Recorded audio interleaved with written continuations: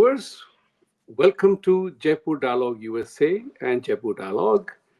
आज हम फिर वापस विभूति झा आपके साथ हैं और आज की चर्चा जो हम करेंगे उसके पहले मैं आपको याद दिला दूं कि please like, subscribe, support our channel, press the bell icon and support us. आज की चर्चा हम करेंगे 26/11. ये 26/11 की जो तारीख है ये हम सब भारतीयों के लिए बहुत ही महत्वपूर्ण तिथि है. इसका कारण ये है कि इस दिन बंबई में जो हमला हुआ था पाकिस्तान से आए हुए टेररिस्ट का, जो जिन लोगों ने बिल्कुल निर्ममता से इतने सारे लोगों की हत्या की, Taj hotel, Oberoi hotel, Chhatrapati Shivaji stadium, ये सारे के सारे लोग वीडियो पे कैप्चर हो गए थे, वीडियो की रिकॉर्डिंग हो गई थी. और फिर भी एक बंदा जो बचा था, मोहम्मद कासिम, उसको गिल्टी प्रूव करने में भारत को 3 साल लगे. ये भारत की असहायता की बात मैं नहीं कर रहा हूं, ये डेमोक्रेटिक प्रोसेस की बात कर रहा हूं मैं, कि डेमोक्रेटिक प्रोसेस में जिस बंदे को हमने टीवी पे, वीडियो पे देखा घंटों भर अत्याचार करते हुए, निर्ममता से हत्या करते हुए, उसको भी प्रूव करना पड़ता है. ये सोचने वाली बात है.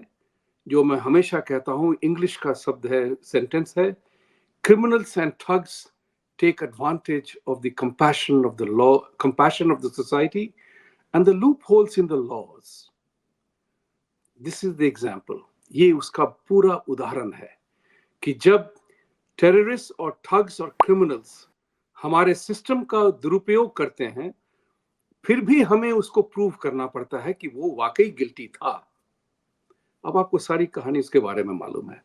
मैं इस बात की चर्चा इसलिए भी करना चाहता हूं कि इस हादसे से मेरा व्यक्तिगत संबंध है.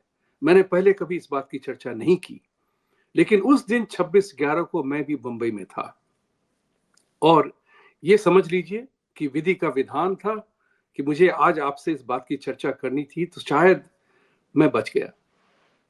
10 मिनट या कुछ पहले ओबरॉय होटल्स के कॉफी शॉप से हम वहां से निकल गए थे. उस बार हम कहीं और ठहरे थे और जब मैं गाड़ी में, टैक्सी में वापस जा रहा था अपने दूसरे होटल की तरफ, तो मुझे फोन आया मेरे भाई संजय झा का कि भैया होटल का कमरा कभी मत खोलिएगा, जो भी आवाज हो अंदर ही रहिए, टीवी खोल के देखिए क्या हो रहा है. ये बात मुझे समझ में नहीं आई. मैंने पूछा उससे कि क्या हुआ है, तो टेररिस्ट अटैक हुआ है. आगे की बात मैं ये नहीं कहना चाहूंगा कुछ भी, लेकिन इतना मैं जरूर कहूंगा कि उस दिन शायद मेरी जान बच गई. ऐसा नहीं था, कोई बहादुरी की बात नहीं थी, ये बिल्कुल अकस्मात सी बात थी कि मैं 10 मिनट पहले नाश्ता करके कॉफी शॉप के, ओबरॉय के कॉफी शॉप से निकल गया था और वहीं के रेस्टोरेंट में, खंडहार नाम का रेस्टोरेंट हुआ करता था, वहां डिनर करना था मुझे दोस्तों के साथ. चलिए वो चर्चा कभी बात में करेंगे, लेकिन इसकी महत्ता इस बात की है, जो आज हम कहते हैं कि बहुत सी चीजें हम जानने लगे हैं, क्योंकि भारत पे टेररिस्ट का प्रहार हमेशा से होता रहा है. इन्हीं कुछ साल पिछले कुछ सालों में नहीं हुआ है, लेकिन आपने देखा है कि किस तरह से पाकिस्तान इंस्पायर्ड टेररिस्ट हमारे देश पे प्रहार करते रहते हैं, क्योंकि उनको पता है कि डेमोक्रेटिक प्रोसेस में ये करने के बाद भी कुछ भी प्रूव करना बड़ा मुश्किल होता है. आज तक 26/11 की जॉइंट इन्वेस्टिगेशन, इंडियन की इन्वेस्टिगेशन में पाकिस्तान से किसी को कुछ नहीं हुआ. हालांकि भारत ने सारे एविडेंसेस दिए, फिर भी पाकिस्तान का यही कहना था, वी वांट मोर एविडेंस. आप समझ सकते हैं कि इस नालायकी का किस तरह से प्रत्युत्तर होना चाहिए. भारतीयों को इस बात की जानकारी होनी चाहिए कि टेररिस्ट हमारी सामाजिक अवस्था का, पॉलिटिकल सिस्टम का बिल्कुल दुरुपयोग करता है. और इससे भी ज्यादा शर्मनाक बात है कि ये आज पता चल गया है लोगों को कि कांग्रेस पार्टी के दिग्गज दिग्विजय नारायण सिंह ने, आप तस्वीरें देखें उसकी, मैं आपको दिखाने की कोशिश नहीं करूंगा यहाँ पे, उन्होंने हिंदू टेरर के नाम पे, सैफरन टेरर के नाम पे किताब लिखी और उसका बिल्कुल उद्घोषण किया, एज इफ ये पूरा पूरा 26/11 जो था हिंदुओं का किया हुआ काम था। मोहम्मद कसब ने अपने हाथ में ये सब पहन रखा था, ये प्रूव करने के लिए कि वो हिंदू है, ये हिंदू टेररिस्ट था, ये हिंदू टेररिज्म था। भाइयों और बहनों, इस बात की चर्चा हमें बिल्कुल सोचनी होगी। जो कुछ हुआ है उसका विवरण आप सब जानते हैं, लेकिन इसके पीछे जो हादसा होता है, इसके पीछे जिनका हाथ होता है, उनको पकड़ना बड़ा मुश्किल होता है। लोगों में एक असहायता सी आती है कि सरकार ये क्यों नहीं कर पाती, वो क्यों नहीं कर पाती। महेश भट्ट के बेटे ने इतना सारा इंफॉर्मेशन किया था, रेकी किया था पाकिस्तानी एजेंट के साथ, उसकी इन्वेस्टिगेशन क्यों नहीं हो रही है। मेरा आपसे अनुरोध है कि इस बात को जानने की, समझने की कोशिश करें कि क्रिमिनल जो होते हैं ना, वो इंसिडेंट्स ऑफ ओनरशिप कभी छोड़ते नहीं है पीछे, और क्रिमिनल केसेस को प्रूव करने में बहुत पेचीदा सवाल लगता है, बहुत सारे प्रूव लाने होते हैं। जब इंसिडेंट्स ऑफ ओनरशिप नहीं होती है तो उस वक्त में प्रूव करना और भी मुश्किल हो जाता है, क्योंकि हमारे डेमोक्रेटिक प्रोसेस में यह कहा जाता है कि you are not guilty until proven beyond reasonable doubt. तो ये कानून किसके लिए बना था?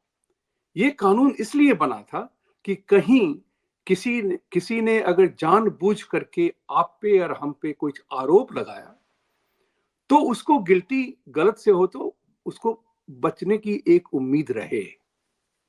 ये कानून जो गोली मारे सामने से, उसको बचाने के लिए नहीं बना था।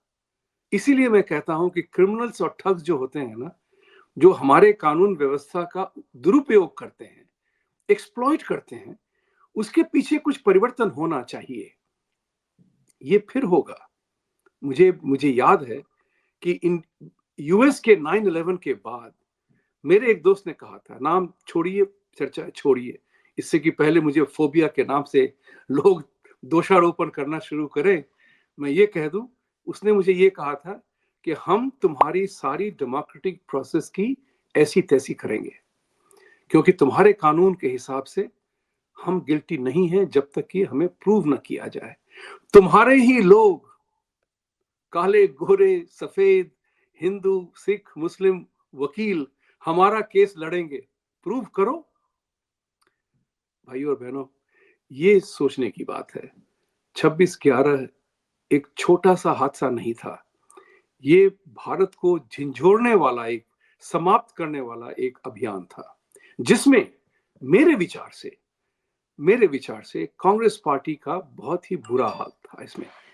और मुझे इस बात का दुख होता है कि आपने देखा है कि किस तरह से हम, भारत जो है अमन की आशा के नाम पे पड़ोसी देशों में जाकर के बातें करते हैं, चर्चाएं करते हैं, ये भूल जाते हैं कि जब हम उनसे शांति की बात करते हैं उस समय वो हमें बर्बाद करने का प्लान बनाया रहता है। तो अमन की आशा की ऐसी तैसी, अब हमें भी इस बात को मानना पड़ेगा जो हम जयपुर डायलॉग पे हमेशा चर्चा करते हैं, पूर्व पक्ष शत्रुबोध बहुत ही जरूरी है। आज इसी बात का हमें चिंतन मनन करना चाहिए कि हमारा दुश्मन हमें किस तरह से एक्सप्लॉइट कर रहा है बेशर्मी के साथ। This is what is important.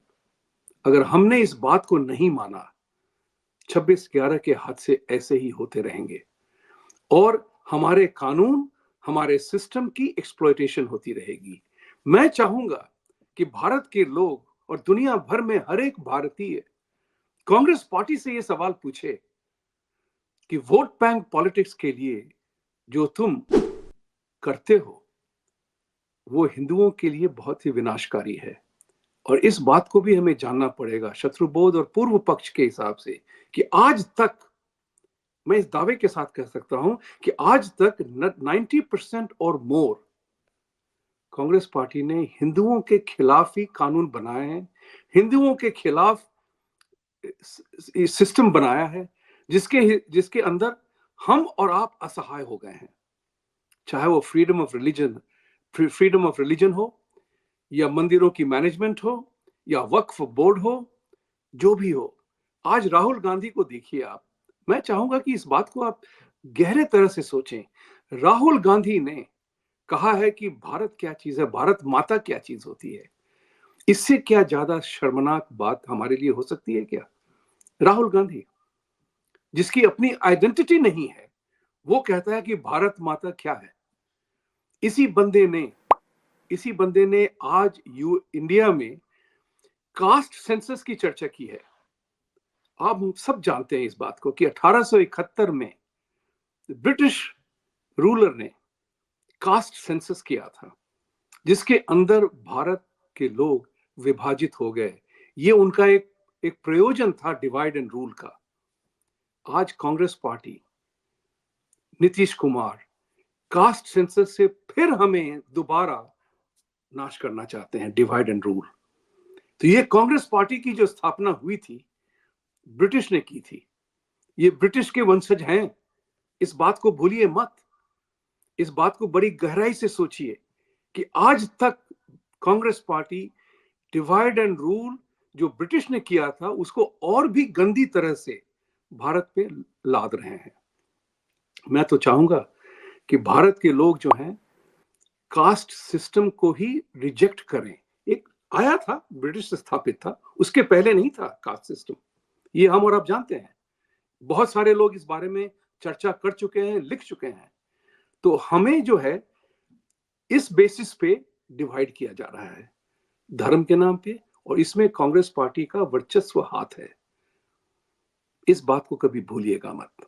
जब भारत एक मतदान के सिलसिले में लगा हुआ है, अभी स्टेट इलेक्शंस में और 2024 में नेशनल इलेक्शंस होंगे, तो कांग्रेस पार्टी की इन हरकतों को कभी माफ मत करिएगा। 26/11 एक बहुत ही घिनौना काम किया गया था हमारे ऊपर। इस बात को ना भूलें।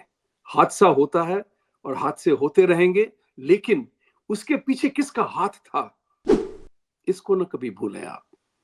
याद रखिएगा, criminals and thugs, they take advantage of the compassion of the society and the rule of law. Please like, subscribe and support our channel. 26/11 को कभी भूले नहीं, खास करके आज के नौजवान, क्योंकि जो इतिहास को भूल जाता है, इतिहास उनको फिर याद दिलाता है बड़े बड़े टफ मैनर में। वो कहते हैं, मेरा फेवरेट सेंटेंस है, history is littered with corpses of men and women who forgot the lessons of history. पूर्व पक्ष, शत्रुबोध, इस सबों को हमें याद रखना होगा। As I always say, सत्यमेव जयते, और सत्य के जीतने के लिए आपको उठ के युद्धग्रस्त होना पड़ेगा। सत्य अपने आप में कभी नहीं जीतता, उसके पीछे हम और आप उठें और लड़ें, तभी सत्य की विजय होगी। Thank you very much. Please like, subscribe and support our channel, Jaipur Dialogue USA and Jaipur Dialogue. Thank you.